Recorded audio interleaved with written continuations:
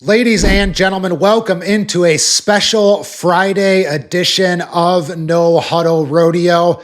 And we are doing bubble breakdowns. If you missed it yesterday, we broke down all things rough stock bubble on the US Cowboy YouTube. So today, on this special Friday edition, this special 2-episode-a-week edition of No Huddle Rodeo, we are looking at the timed events, something that has not changed. We are brought to you by Runyon's Fine Furniture. We are brought to you by Justin Boots, and we are coming to you from the Fort Worth Stockyards. So we're going steer wrestling, both sides of the team roping, which is super interesting. We'll really dive into that portion of it. If you want more on that, specifically the leaders in the team roping, this week's episode of The Morning Kick delivers just that in about 5 minutes. And then we will get to the tie-down roping, which is the tightest bubble of any event that we have gone through. So, reminder, Morning Kick was Wednesday. That is team roping breakdown of the leaders. No Huddle Rodeo Thursday for the rough stock bubble. And then today, Friday,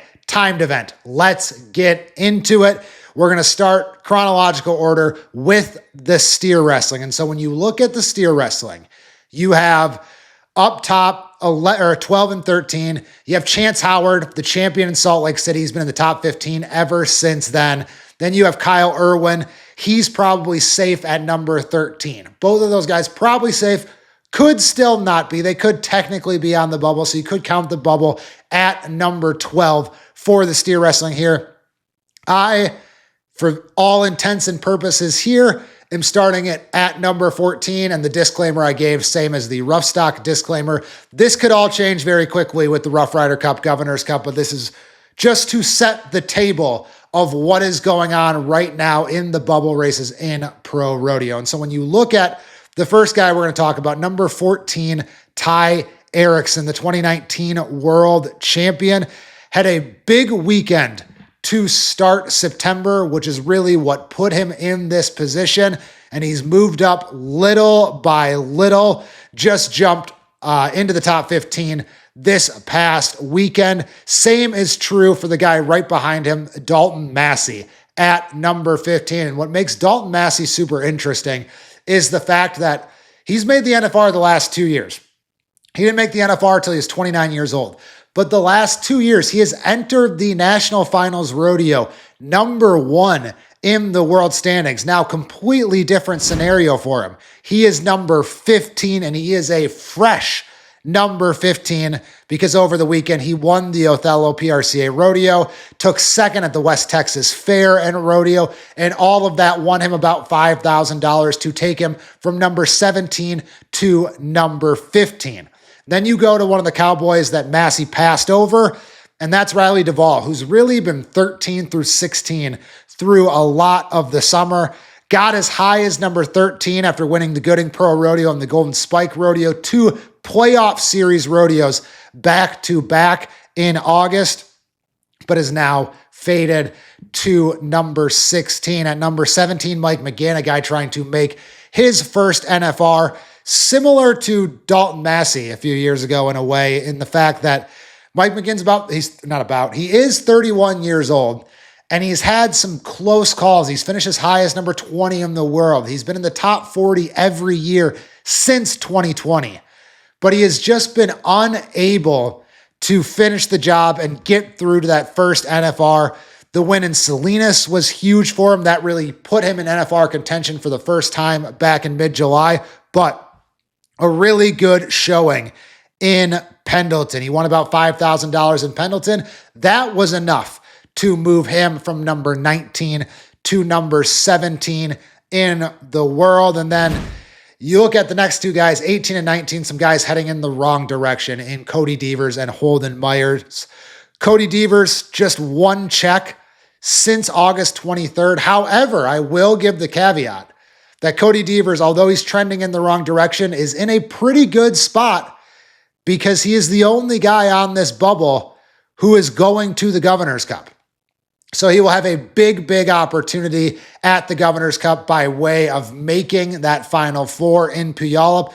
It also won him $6,700. So just one check since August 23rd, but it is more than enough to hold it down and to hold down his position. And then Holden Myers has just been holding, no pun intended, holding on for dear life since his second place finish in Houston. And he's finally it looks like he's run out of gas a little bit, about $4,000 in September. And so he's got a little work to do if he wants to make the NFR there. Now we're going to go right into the team roping, and we're going to talk headers, then we're going to talk heelers. But obviously a lot of this is going to meld together. Although I will say, again, I'm going to shout out that morning kick video again, 1 through 7 in the team roping. Only one of those teams matches up, and it's Begay and Todd, the number one pair. Every other team, 2 through 7, are in a different order behind them. That extends all the way into the bubble. So you start at number 14 in Jake Smith. Won at least $2,000 in Ellensburg, in Walla Walla, in Lewiston since August 29th. So he has put himself in a good position. He made his first NFR at age 31 last year. Now he's put himself in a good position to return. He's been kind of in that 12 through 14 range since the beginning of September. He was as high as number 8 in the world standings in August, but he's holding down that number 14 spot. In the 15 spot, Aaron Sinigine, a guy who's not been to the NFR since 2018. He is roping primarily with Jeremy Bueller. Jeremy Bueller nowhere to be found near the NFR bubble, so they are roping just for Aaron Sinigine's sake. And so that'll be really interesting because they don't really have to worry about what some of these other teams have to worry about in making plans for one guy who's on the bubble, one guy who's in, one guy who's out, things like that. You go to number 16, you've got Luke Brown, who's made 15 NFRs, all of them coming since 2008.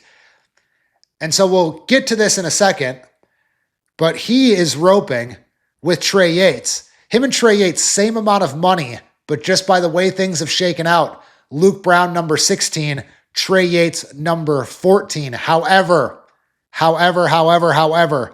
both of them in that Governor's Cup field. And also, as you can see, Luke Brown less than $1,000 behind Aaron Sinigine. And then we go to these next two guys who, in my opinion, are maybe the two most interesting on the bubble right now. And that is number 17, Shea Dixon Carroll. What makes him so interesting is he teamed up with number 2, Levi Lord, after Levi Lord split from Dustin Egaskizo. So Shea Dixon Carroll becomes his new partner. He had a ways to go in order to get into the NFR. So now he gets at least onto the bubble, about $2,000 back. And like I said, he is roping with Levi Lord right now. And what makes that super interesting is when you go through all of the playoff stuff, they're going to be split up in the playoffs. So the most important opportunity of the season, when Shea Dixon Carroll is trying to get into rope with his partner, Levi Lord, his partner, Levi Lord, won't be able to rope with him in the Governor's Cup because Carroll did not qualify. And so that's a very strange dynamic where they'll probably be together for the Rough Rider Cup. They might be together for some of the other final weekend rodeos, but not the Governor's Cup. And this is a guy who's been number 16 or number 17 all of September. So he needs every single dollar. The next guy, Brenton Hall, he is now into position to be on the bubble, and he was number 22 at the beginning of September. So he wouldn't have even cracked the bubble list at the beginning of September, but he and Kane Profili, second place finish in Pendleton, enough to get Brenton Hall to number 18. Last guy, JC Yakwo, got as high as number 17 for winning the average at Ellensburg. Now he's number 19, but he's actually still made up ground on number 15. So he's fallen 2 spots in the world standings. But at the beginning of September, he was 5,000 back of number 15. Now he's about 4,000 back, but he's got an extra layer of 2 more guys to go through. So we'll see how he navigates that with his partner, Ross Ashford. And then we go right to the heel side. Because at number 13, we have Kane Profili. Remember, that's Brenton Hall's partner. And he's got about $4,000 more than his partner, Brenton Hall. And that is worth 5 spots right now in the world standings on the heel side. So you look at this pair in Profili and Hall, and they win Pendleton, which puts Brenton Hall from number 22 to number 18. That puts him into NFR contention. On the other side of it, his partner, Kane Profili, goes from number 18 to number 13. And so how do they manage that down the stretch where one guy is trying to hold off the bubble and the other guy is trying to rise up and break through the bubble? So we'll see how that goes. I imagine they will do everything they can because they're young guys who have roped together since college. I imagine they're doing everything they can to get Brenton Hall to the NFR, even if it is potentially at the expense of Kane Profili missing the NFR. Same deal for Trey Yates and Luke Brown. I mentioned that earlier. Trey Yates and Luke Brown, same amount of money, but Trey Yates is number 14. Luke Brown is number 16. And then another interesting guy. So we talked about Shea Dixon Carroll and how he teamed up with Levi Lord. Now they're in position to potentially make the NFR after that Iga Skiza Lord split. Both Iga Skiza on the head side, Lord on the heel side, number 2 in their respective world standings. And there's still a world where they rope together because, again, you don't know what's going to happen with Levi Lord's partner. A similar story, again, is what Nikki Northcott has done, teaming up with Clay Smith. Clay Smith is in world title contention, while Nikki Northcott, a rookie, is on the bubble. But since they've teamed up, they've won the Horse Heaven Roundup. They've won the Magic Valley Stampede. They were second in Puyallup. And all of that has taken Northcott, since teaming up with Clay Smith in about a month, one of the most decorated headers of all time. Well, how does that help a young healer? It takes him from number 23 to number 15 in the world. Then all 3 of these guys coming up, 16, 17, and 18, they could all easily unseat 13 through 15. So really 6 guys for 3 spots in a true like heads up type competition. Because Wyatt Cox roping with Lightning Aguilera, he won the New Mexico State Fair and Rodeo over the weekend with a 3-5. They also won the Othello PRCA Rodeo. So Wyatt Cox now within about $600, number 15. Next guy, Denton Dunning. He's faded down the stretch a little bit, but because of how good he was all summer, he's number 7 in the playoff standings. So what does that mean? He will be at the Governor's Cup, while some of those guys in front of them, Northcott and Profili, namely, Yates will be there, but Northcott and Profili will not be in the Governor's Cup. Same thing goes for Douglas Rich. Douglas Rich, 18 in the world, but 3rd in the playoff standings. So again, he will have that opportunity at the Governor's Cup, and he's only about $4,000 behind Nikki Northcott. So you look at the race right now on the heel side. You got Kane Profili, who's roping with Brent Hall. He's trying to get his partner into the NFR. Same deal for Trey Yates, only him and his partner are in the Governor's Cup. Then you look at Nikki Northcott. He is teamed up with a header in Clay Smith with multiple world titles. And they just set an arena record in Puyallup. So Northcott obviously hoping to make the NFR and hoping to rope with Smith there. Then you have Cox's partner, Lightning Aguilera, not on the bubble, but they were the best team of these bubble teams last weekend other than Profili and Hall. And then you look at Dunning in the Governor's Cup, Rich in the Governor's Cup. So this is really, all of these guys basically have the same opportunity to make the finals. And because of that, you've heard us lay out the partners. Usually there's like one new team at the finals every year just based off how everything works out with the partner shuffle. There could be like 4 or 5 new teams this year, especially if Shea Dixon Carroll does not make it on the head side for Levi Lord. But you might see guys with world title aspirations roping with a guy they have not roped with all season. So it's a lot in the team roping. I'm aware. It's hard for me to follow too. Tie-down roping? Tie-down roping is pretty easy. You look at 12 through 16. That's the real bubble. They're separated by about $3,000. And you look at Haven Medjed, who was outside the top 30 when he came back from his injury in July. He is in there. But because of that injury. Haven Medjid will not be at the Governor's Cup. So you kind of throw him on the bubble. Still, Shane Hanchey and Tom Kraus, number 13 and number 14. With number 15 and 16, you can see all those guys, number 13 through 16, separated by about $1,000. But the big advantage, the hammer that Shane Hanchey and Tom Kraus have, both of them going to be at the Governor's Cup. Which leads me to, if Haven Medjid does his job, which Haven Medjid, no one better in the tie-down roping potentially at just doing their job than Haven Medjid. So you'll have Haven Medjid just doing his job. You imagine Haven Medjid is in. You imagine Shane Hanchey with the advantage of going to the Governor's Cup. He's probably in. Tom Kraus, you can't really guarantee it, but again, just with the Governor's Cup hammer, he's probably in. So you look at number 15 and number 16, Kyle Lucas and Quade Hyatt, both guys who will not be at the Governor's Cup. Watch what they do for the rest of the year, because I think it's basically for the final NFR spot, I think it's basically heads up between these two guys who are separated right now by about $300. So Quade Hyatt makes his first one last year. Kyle Lucas has come close many, many times. He's been to a ton of Canadian finals, never the NFR.